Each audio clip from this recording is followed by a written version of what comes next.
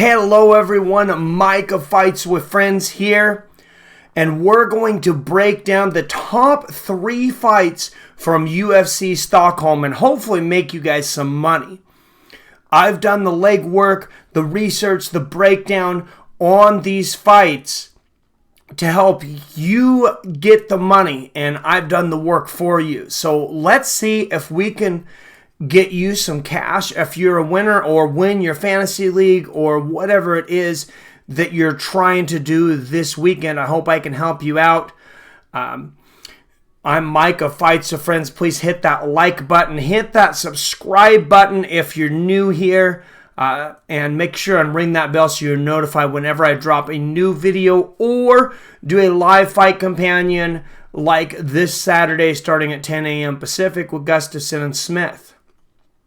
Let's break into the first of 3 light heavyweight bouts on the main card, all in a row. And you have Jimi, the poster boy Manuwa, 17-5.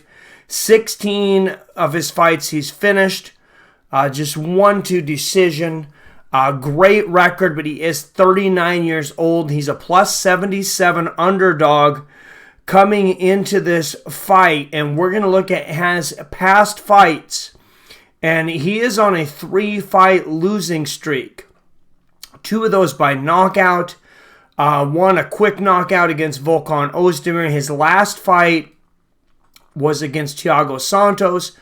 He did have his moments in that fight. He landed Santos a few big shots on him. But one of the big problems with aging fighters is sometimes you can see punches coming, but you can't get out of the way of them. I don't know if he's seen Thiago Santos' left hook coming, but I'll tell you, he could not get out of the way of it for the life of him. Every time Thiago Santos threw the left hook, basically, and he threw devastating left hooks, some of them wild and looping. Thiago Santos was landing at will almost 100% on his left hooks. Not a good thing for an aging striker. He still has that power, the last thing to go, of course, in a heavyweight or light heavyweight power puncher. Aleksander Rakic, 12 years younger, 27 years old, out of American Top Team. This guy has been working on his wrestling incredibly. He's been working on his striking. I think he is definitely on the way up in the UFC. You see his last 5 fights. He is 5-0 in his last 5 fights, 3 of those in the UFC. His last fight against Devin Clark, he finished him pretty quickly. Devin was able to jump on him very quickly and find a little bit of success, though. Justin Lette in that match, Lette jumped on him, came out of the gate like a cannon in the second round, was able to find a little bit of success there at the beginning. I think that's what Jimi Manuwa is going to have to do, is at the beginning of the fight or the beginning of those rounds, try to jump on Rakic and not let him gain his composure. It did not go well for Devin Clark, though, and Justin Lette, that second round that I was talking about, that he jumped out quickly, Aleksander Rakic easily won it, a 10-8, absolutely dominating, destructive ground and pound. I thought the referee could have stopped the fight several times. I know a lot of referees would have. And that's why I'm going to take Aleksander Rakic. I'm going to take him by late stoppage. But if I was betting, I would just bet straight. Because both of these guys are durable. They have not finished a lot. They have pretty good chins. So if you're going to bet on that one, which I definitely would if I'm betting, I'm definitely betting on that fight. And I'm taking Rakic. I think that 2-1 odds, I think that's a gift, to be honest. Volkan Oezdemir versus Ilir Latifi. This is basically a pick-em match on the odds. Minus 118, Volkan Oezdemir. He's 15-4. He's finished 12 of his 15 wins, 11 by knockout. What have you done for me lately? Volkan Oezdemir, not good at first glance. He's on a 3-fight losing streak. But you look at the names that he lost to: Daniel Cormier, the champion; Anthony Smith, who just challenged John Jones and went the distance for the championship, who also has a great rear naked choke. And then a split decision loss to Dominic Reyes, who a lot of people thought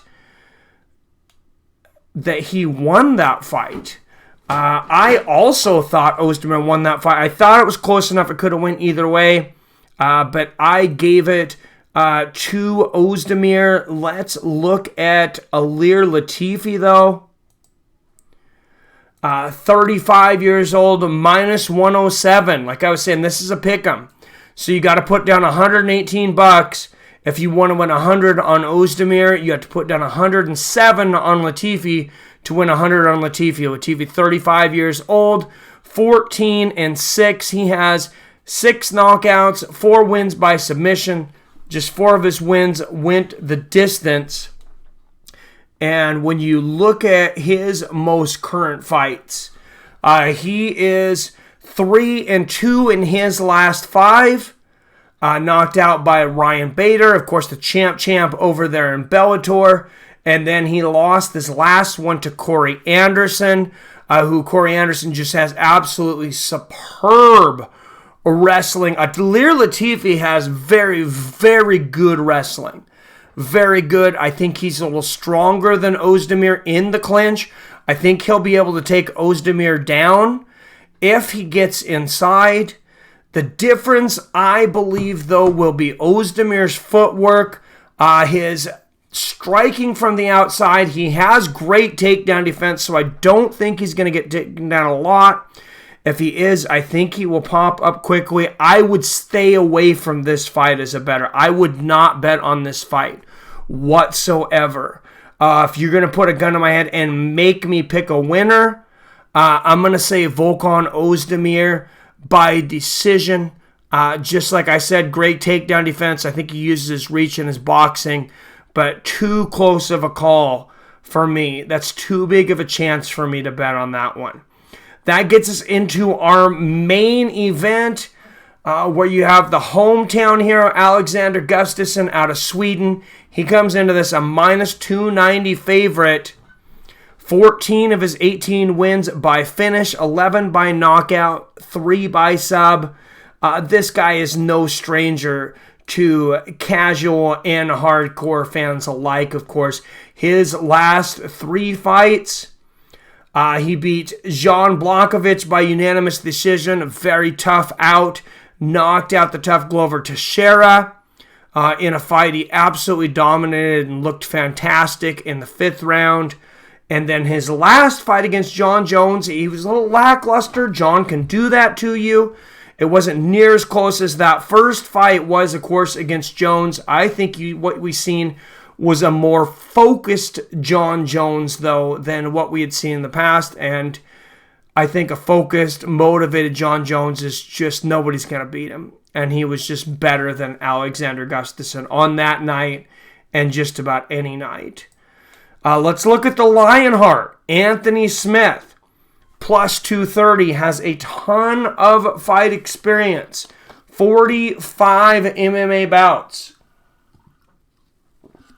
Don't disregard that. He's only 30 years old, fighting out of Factory X, one of, I think, the training camps of the year, one of the better, newer training camps.